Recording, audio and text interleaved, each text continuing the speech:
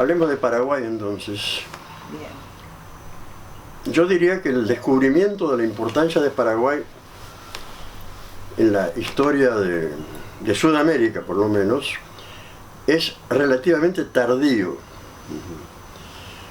Tardío en términos de tal vez 30, 40 o 50 años como máximo, yo diría. Porque antes de eso, la guerra del Paraguay y la propia situación histórica de Paraguay mereció apenas unos pocos párrafos en los libros de historia, ¿no? Yo recuerdo uno de los primeros libros de historia que leí que tenían que ver con la guerra del Paraguay, era el de Cárcano, que obviamente estaba lleno de adjetivos peyorativos, que es la forma más fácil de explicar un problema histórico. Explicar y dejarlo más complicado de lo que estaba antes de esa supuesta explicación. Cuando descubrimos de que el Paraguay presentaba un elemento excepcional dentro del conjunto de las ex colonias españolas, lo que podríamos llamar con una sola palabra, autonomía. Una capacidad o una posibilidad de decidir por sí mismo, a través de determinados gobernantes, comenzando por Gaspar Rodríguez de Francia y continuando con los dos López, hacer una política que no estuviera a favor del grupo socioeconómico que en ese momento prevalecía prácticamente en casi todos los países de las ex colonias, que era la burguesía mercantil fundamentalmente. En algunos casos, con una mayor presencia de propietarios de tierras, propietarios de minas, pero yo diría que la fracción de clase dominante era la burguesía mercantil, que tenía su paraíso, yo diría, en Brasil, con el más vil de los negocios, que era el tráfico de esclavos. Y en el Río de la Plata, bueno, Buenos Aires llegó a ser un verdadero bastión del comercio internacional. Yo he citado muchísimas veces un ejemplo que lo da Carretero, un historiador poco recordado, donde él mostraba cómo se exportaban cueros a la India. Y la India en aquella época quedaba más lejos que la luna hoy, ¿no? Porque para llegar a la India, primero había que llegar vivos a la India, porque en la mitad del camino se morían los marineros de escorbuto. Y sin embargo, había eso, se exportaba a la India, es decir, lo que muestra ya cómo el comercio mundial ya estaba mostrando algo más que gérmenes que se fueron desarrollando. Mérito, vamos a ponerle comillas a mérito, ¿no?, del capital mercantil. Y Paraguay aparece a partir de Francia como una suerte de enclave diferenciado, cerrado, pero no por una suerte de psicosis contraria o enemiga de todo lo que no fuera paraguayo, sino como un elemento defensivo contra, sobre todo, esa masa de mercaderes que venían de Brasil y que estaban en la frontera con Paraguay, acechando permanentemente la posibilidad de entrar y hacer negocios. Probablemente se exageraba la posibilidad de hacer negocios con Paraguay, pero de todos modos la yerba mate era un negocio interesante, el tabaco era un negocio interesante y podían surgir otros negocios interesantes, pero ya de por sí tabaco y yerba mate eran negocios que atraían. Yo recuerdo en la investigación que hizo en el archivo de Itamaraty, que recogí centenares de fotocopias, que hablaban de ese asedio permanente de los mercaderes portugueses, algunos brasileros y otros de otros países europeos que estaban ahí, queriendo entrar a Paraguay. apareciera que cuanto más cerrado se mostraba, más era la voluntad de romper ese encierro, y se imaginaban cosas que, algo así como ciudades con los techos de las casas tapizados de oro, que fueron una de las muchas imaginaciones que heredamos de los conquistadores españoles, ¿no? Entonces, el primer problema es qué clase de fenómeno histórico se da ahí, que habiendo sido una colonia, y en definitiva habiendo sido tratada como una colonia, pero con ciertas diferenciaciones, los sucesores, los que van a inaugurar la independencia, ya sea como declaración formal o como hecho efectivo, instrumentan una política de autonomía, neutralizando el grupo de familias. Se hablaba de 100 familias que posiblemente eran menos de 1000 personas, que tenían relaciones con la burguesía mercantil de Buenos Aires. Estaban en gran medida subordinada a la burguesía mercantil de Buenos Aires, que además en alguna medida también estaba interesada en el tabaco, y en la yerba mate. Primer problema: ¿cómo sucede eso? ¿Qué clase de aberración histórica aparente es eso dentro de un panorama en que esta excepción se produce? Primer desafío para la historiografía. ¿Cómo es posible que la voluntad personal de un señor, por más poderoso que pudiera haber llegado a ser en ese Paraguay, donde ser poderoso era controlar a 17 oficiales del ejército, y algunos elementos militares adicionales, y ahí se acababa todo, ¿no? Que Francia por sí mismo, por sí solo, hubiera podido neutralizar esa voluntad mercantil de esa burguesía que tuvo que tragarse durante muchos años una actitud de subordinación que la llenó de odio, obviamente, y que acabó escribiendo una historia donde le devolvió a Francia lo que ella creyó haber recibido como ofensa de Francia. Entonces, ¿cuál fue la base social? Buscándose como el solo encanto personal o poder que se desprendía de la persona de Francia, de ninguna manera podía explicar o el ascendiente, o su condición de abogado que ayudaba a los pobres, que estaba en contacto con los pobres, que les hacía favores, etcétera, etcétera. Todo esto no era suficiente para explicar en qué base social se apoyó Francia. Y si se apoyó en el campesino guaraní, como aparentemente sucedió, lo que creo que todavía debiera ser demostrado cabalmente a través de investigaciones más profundas, ¿cómo lo logró? ¿Cómo lo logró? Porque evidentemente neutralizar a esas 100 familias que eran las familias ricas en los términos relativos de riqueza que se puede hablar en aquel Paraguay, ¿no? Poder neutralizarlas y hacer una política independiente y autónoma supone, por lo menos, uno tiene que conjeturar la existencia de una base de sustentación social que le permitiera a Francia neutralizar eso que venía de esas 100 familias de origen colonial, acostumbradas a mandar y acostumbradas también a tratar al hombre de pueblo, que era un indio, que no solamente tenía en detrimento suyo que era un hombre de pueblo, sino que tenía un doble detrimento, era indio además, lo cual sigue siendo hasta hoy en día, en ese aspecto no ha variado demasiado, ¿no? Primer desafío. Posteriormente, un investigador del cual vamos a hablar enseguida, norteamericano, Richard Alan White, escribe un libro muy bien, yo diría, muy bien investigado, con una investigación previa de años, una investigación hecha en varios países, en Brasil, en Argentina, en Paraguay, creo que también en Uruguay, donde él habla de revolución.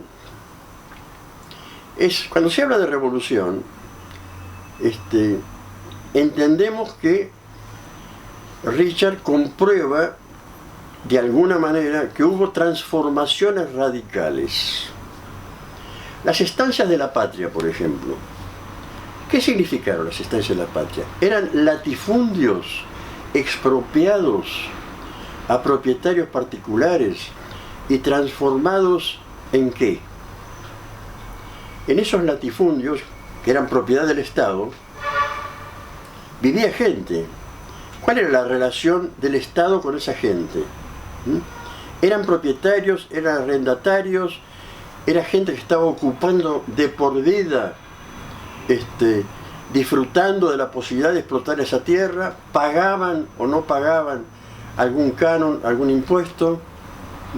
Además, en esas estancias se fabricaban algunos de los instrumentos de trabajo básicos, elementales de aquella época.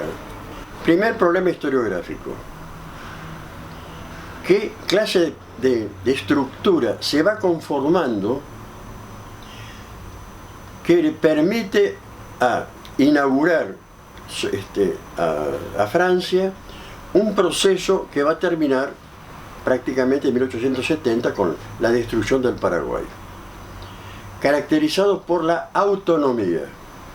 Un proceso que Richard Alan White llamó de revolución. ¿Fue una revolución? Cuando pensamos en revolución, pensamos en la Revolución Francesa, en la Revolución Rusa, pensamos, primero, en ambas revoluciones hubo una preparación ideológica, política, social, prolongada. Los llamados filósofos de la Revolución Francesa, que la precedieron casi todos,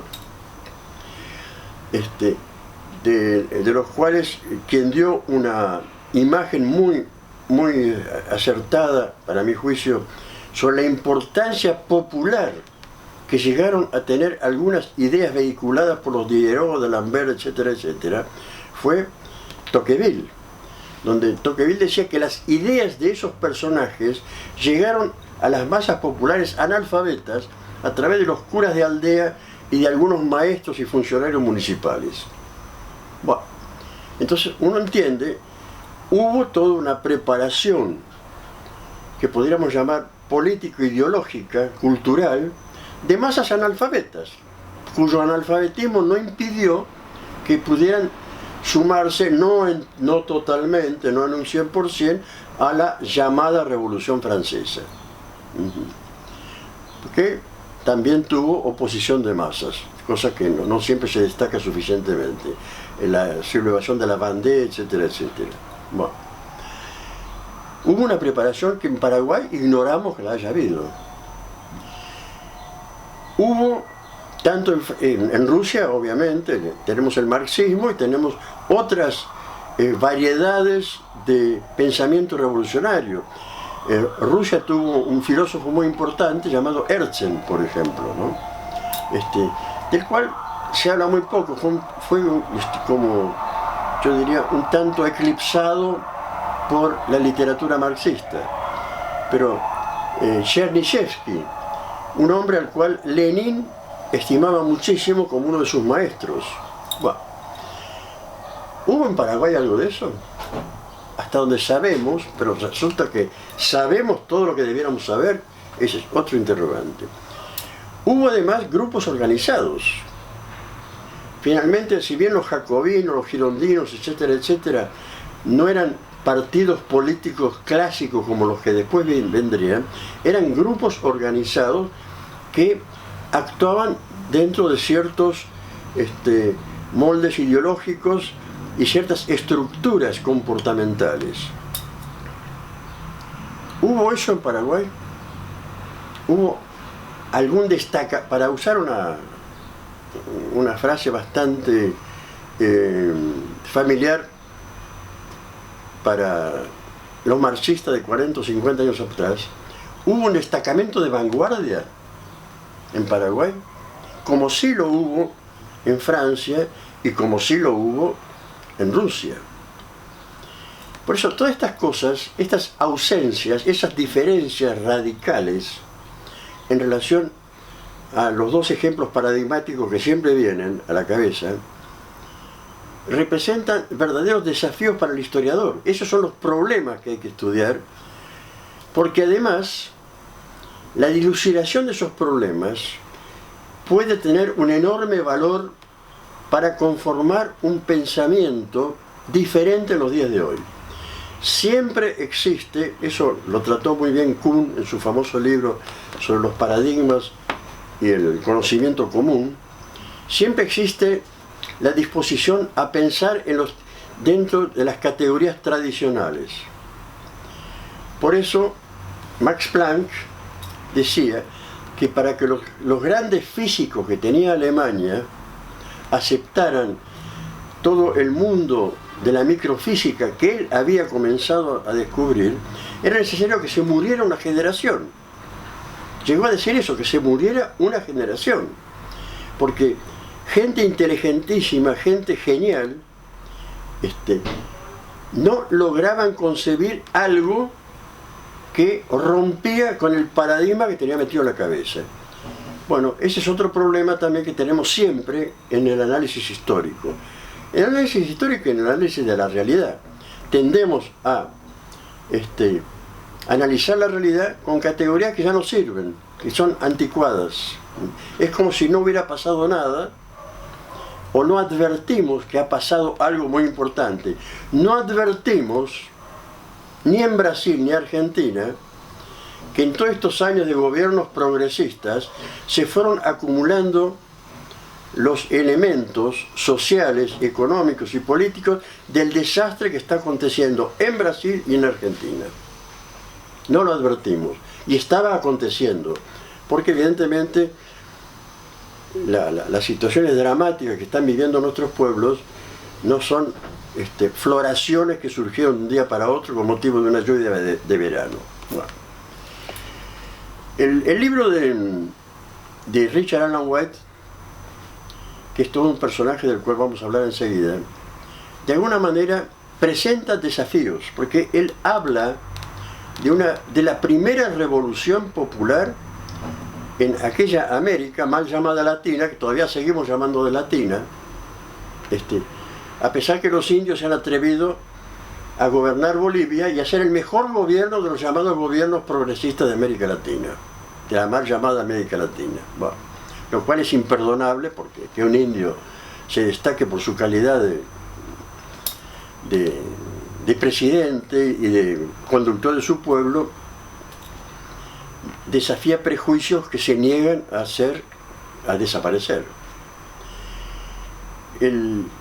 La historia, si la entendemos con cierto acercamiento científico, y lo digo con precaución, porque yo no estoy muy seguro que se pueda hablar de la historia como ciencia, pero sí como rigurosa disciplina, es fundamentalmente el saber descubrir los problemas y abordarlos sabiendo que los estamos abordando con categorías que están obsoletas, lo cual significa que el investigador debe tomar una suerte de purga para expurgar de su cerebro esas categorías que ya no le sirven. Es decir, abordar nuevos problemas significa no solamente abordar nuevos problemas, sino que abordarse a sí mismo como individuo que debe tener conciencia de la necesidad de renovarse. Entonces, cuando se descubre la guerra del Paraguay, se descubre como gran tragedia, que fue una terrible tragedia. Una tragedia donde las clases dominantes del Río de la Plata la presentaron como la lucha de la civilización contra la barbarie. Eso siempre fue lo mismo, ¿no? Hoy la barbarie, que es la que impera en nuestra sociedad, sigue presentándose como aquellos que defienden, si no la civilización, por lo menos el orden civilizado. Pero los que manejan nuestras sociedades, tanto en Brasil como acá, Digo Brasil porque podría decir Colombia también, por ejemplo, ¿no? O Chile, pero, o México, donde la vida no vale absolutamente nada. Si eso no es barbarie, ¿qué es la barbarie? Pero bueno, entonces la descubrimos como tragedia y hubo que investigarla realmente hasta dónde llegó esa tragedia. Pero a partir de un momento dado comenzamos a tomar conciencia de la problemática que entrañaba. Es una lección de cómo debiera abordarse el estudio de la historia sin demasiados conceptos previos sólidamente asentados, conceptos que ya no dan cuenta de la realidad. Bueno, yo creo que ahora podríamos hablar un poco de una serie de continuidades que la guerra del Paraguay mostró que existen hasta el día de hoy, sobre todo en aquellos que agredieron al Paraguay, que lo destruyeron. La propaganda a través de los diarios, en aquella época muy poca gente los leía, pero la gente que contaba políticamente leía los diarios. Y los diarios están llenos de diatribas, a las cuales contribuyó uno de los más admirables escritores de la lengua castellana de aquel tiempo, que se llamaba Domingo Faustino Sarmiento.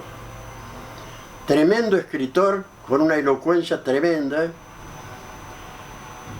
que además, dicho sea entre paréntesis, porque esto no es una conversación sobre Sarmiento, cuando se le caían los lentes que deformaban su realidad, los lentes ideológicos, advertía cosas que cuando se volvía a poner esos lentes, no veía. Sarmiento, en Recuerdo de Provincia, elogia a los huarpes, a los indios, elogia. Sin embargo, por otro lado, él los hubiera colgado de una soga. Es muy interesante ver cómo el elemento ilógico aparece y tiñe su visión de un color muy oscuro. Cuando desaparece y obra espontáneamente, lo que ve ahí le parece notable, hablando de esos huarpes, lo dice y corresponde a una actitud absolutamente opuesta a la ideológica. Bueno, esto es aplicable al análisis de las conductas durante la Guerra del Paraguay, y sobre todo es muy importante para caracterizar un momento clave de la historia argentina, que es el momento en que se constituye el Estado actual. Digo Estado actual porque finalmente Rivadavia pretendió a través de su presidencia instituir un Estado, pero que fracasó. Urquiza no le dio el poder financiero, sobre todo el poder económico, y el poder mercantil, no le dio como para crear los fundamentos de un Estado que probablemente no hubiera sido muy diferente que ese Estado en cuya creación Mitre jugó un papel teórico y como estratega. La Guerra del Paraguay, con todos los episodios previos en Uruguay, etcétera, etcétera, son productos de una estrategia fundamentalmente imaginada por Mitre. Richard Alan White es un personaje que yo conocí relativamente poco, pero lo suficiente como para poder afirmar rotundamente que era un individuo querible. Era un individuo donde lo pasional corría parejo a lo racional. Era el investigador nacido para ser investigador. No había hora del día ni de la noche, no voy a entrar a contar algunos episodios hasta divertidos, yo diría, en que no hay un horario nocturno que le impida a Richard golpear la puerta de una habitación de un hotel y decir: León, necesito darte algo, a una hora en que era bastante impropia, pero se sentía urgido para pasarme una carpeta con fotocopias, etcétera, etcétera. Richard, hijo de inmigrantes lituanos, que además se jactaba de hablar en lituano. Yo, por supuesto, no puedo juzgar si hablaba bien o hablaba mal, pero hablaba lituano. Se formó como una expresión de lo mejor que produjo en algún momento el liberalismo político de los Estados Unidos, que creía fervientemente y auténticamente en las libertades, en la igualdad, e inclusive no se espantaba con la palabra revolución. En ese ámbito él se formó, tuvo inclusive ayudas de instituciones que le facilitaron las becas necesarias para viajar por varios países y trabajar durante años en una investigación que fue hecha con toda la pasión, que es como se deben hacer las cosas en materia de historia. No solamente se debe llegar a través de lo estrictamente racional, que es indispensable, por supuesto, utilizarlo, sino que también llegar a consubstanciarse con fenómenos que fueron protagonizados por seres humanos, y en el caso del Paraguay, por seres humanos que fueron sacrificados de la manera más inicua, pero que además resistieron durante 5 años en una suerte de épica que hubiera requerido un gran poeta para reconstruirla. Por supuesto, ya se sabe que la historia la escriben los que ganan, y los que ganan son los que acaban siendo los dominantes, y todo eso quedó un poco sepultado. Creo que de alguna manera comenzó a salir de la sepultura a través de investigadores que comenzamos a tratar de perforar los blindajes que habían sido construidos, ¿no? Cuando nos sorprendíamos frente a declaraciones de personajes de la Bolsa de Buenos Aires, de grandes mercaderes, donde hablaban de que derrotar el régimen paraguayo era tener acceso libre al tabaco, por ejemplo, reivindicando el derecho a lo que en última instancia era el saqueo del Paraguay, y fue el saqueo, ¿no? Richard creía, y eso era evidente en su actitud, inclusive frente al pueblo paraguayo de hoy, en el momento en que Richard estaba ahí, no hace muchos años, podemos decir que hoy, él estaba como consubstanciado con los descendientes de aquellos que habían sobrevivido a la gran tragedia paraguaya. Estaba consubstanciado. En las oportunidades que estuvimos juntos, compartimos muchas horas, compartimos varios días en cada oportunidad, que fueron 2 fundamentalmente.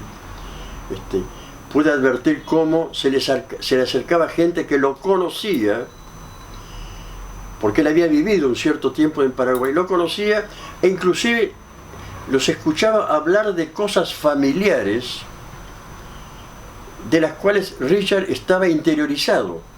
Es decir, había sido un interlocutor de esa gente, pero un interlocutor al cual se confían cosas que no se confían a cualquier gringo, ajeno, extraño, etcétera, etcétera, que podía haber sido el caso de Richard. Por eso digo que era un tipo querible, que en los últimos años de su vida tuvo un problema cerebral. Nunca le pedimos explicaciones, pero un amigo común paraguayo, Domingo Laíno, decía que lo que Richard tenía era algo parecido a un cáncer cerebral. Eso no le impedía razonar perfectamente, pero sí advertíamos, los que estábamos con él, que en determinados momentos él sentía la necesidad de inclinar la cabeza, de ponerla, de apoyarla en alguna mesa, en algún lugar. Ya estaba con problemas de salud muy graves, que finalmente terminaron con la vida de él. De saber que su vida estaba jugada, porque nadie que tiene un mal de esa gravedad puede hacerse demasiadas ilusiones. Richard era un individuo que practicaba el buen humor, y que además sus planes eran como si iba a vivir 150 años más. Él tenía planes para continuar trabajando. Y además para continuar trabajando a favor del Paraguay de ahora. Ya sea colecciones de documentos, donaciones, incentivar que documentos en manos de familias descendientes de aquellas que los retenían como manera de preservar el buen nombre de sus antepasados, etcétera, etcétera. Él estaba preocupado para que el patrimonio cultural del Paraguay se acrecentara, mejorara, se depositara en un archivo conveniente. Yo recuerdo que en aquel momento, si no me equivoco, la Universidad de Texas había microfilmado, no sé si gran parte de la documentación o toda la documentación, pero por lo menos había una parte que estaba a salvo. ¿Qué pasó después con el archivo? No sé si de alguna manera se le dio más importancia, pero el hecho es que a las dictaduras nunca les interesó los documentos del pasado, y Paraguay había pasado por 35 años de stronismo, y 8 años antes de stronismo de otra dictadura. 43 años de dictadura. Realmente, que un país pueda soportar 43 años de dictadura y salir indemne es absolutamente imposible. El Paraguay pagó el precio de la derrota en la guerra, de la destrucción y encima de las dictaduras que sobrevinieron ya en el siglo XX.